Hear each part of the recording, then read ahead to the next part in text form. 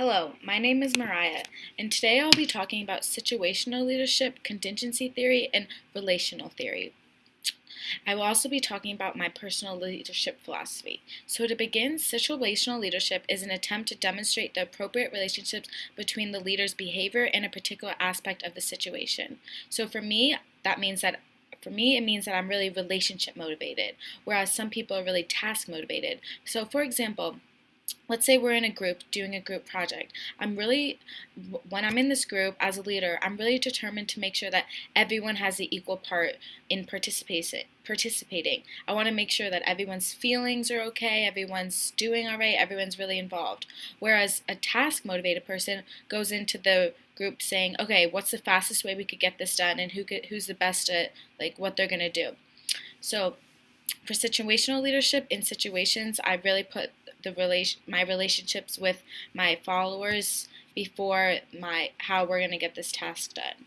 The next thing I would like to talk about is contingency theory. Contingency theory is about how what makes someone an effective leader in one situation does not necessarily mean they will be an effective leader in another. So for example, for me, I think of this as when I was a captain on my basketball team versus when I was on the SGA for my class.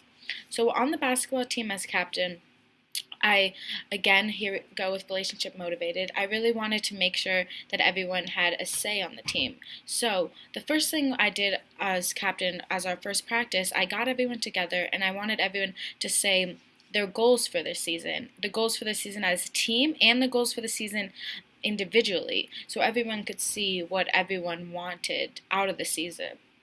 This really gave everyone the opportunity to speak up for what they wanted. And after that, we told the coach what we thought we told the coach what each of our goals were going to be. So in this situation, I was an effective leader as the captain by giving everyone a say. Okay, so now let's go to when I was on the SGA for my class. So we got together with the SGA of each grade level, and we discussed homecoming themes. And during this, I didn't speak up much. I think because I was really nervous in front of the older people. But it wasn't that great of me because I wasn't being an effective leader and I wasn't speaking up because I was representing my class. And in that situation, I wasn't representing my class because I wasn't speaking up for them. So this goes along with contingency theory, just about how in one situation, as in basketball, I was a great leader, letting everyone speak up. And then in SGA, when I wasn't the best leader because I wasn't speaking up for my class. So the next thing I want to talk about is relational theory. Relational theory talks about the relationship between leaders and followers and how followers should act. So I think of my senior year on the tennis team. I was a senior, I was the captain, and we had amazing freshman girls join the team. And my coach came up to me and said, well, Mariah, it's your senior year, and I know you want to play singles, so you can. And when she said that to me, I was confused because I knew this freshman girls were 100 times better than me. So I told her, you know what, I don't want to play singles, I'll only play doubles. Let the freshman girls play, because I knew this was better. This was better for my team, it doesn't matter just about myself. So the freshman girls played, and it worked out fantastically for us. We won the region, and we went on to the state championship, and all this couldn't have been done if I didn't take a back seat as a follower to the freshman girls. They showed me how to get better at tennis while I was on the sideline, still being captain, cheering for them.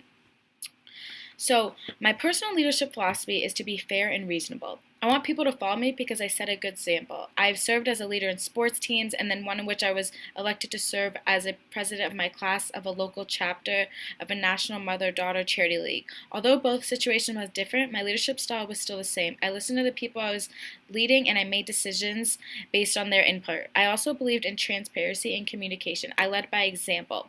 I believe that leadership is a journey that consists of followers and leaders. Like Robert Greenleaf said, good leaders must first become good servants. Greenleaf is claiming the idea of servant leadership would mean that a good leader leads to improve the lives of his or her followers.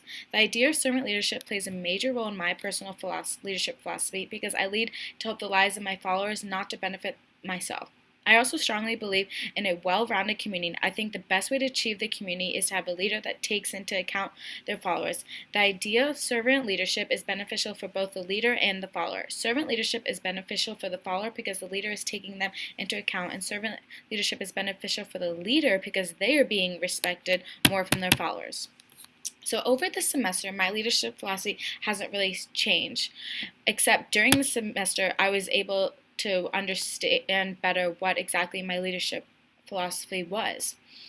Now that I'm able to understand what my leadership philosophy is, I could go out into the world, into the community and the world, community of Virginia Tech, and use this leadership philosophy.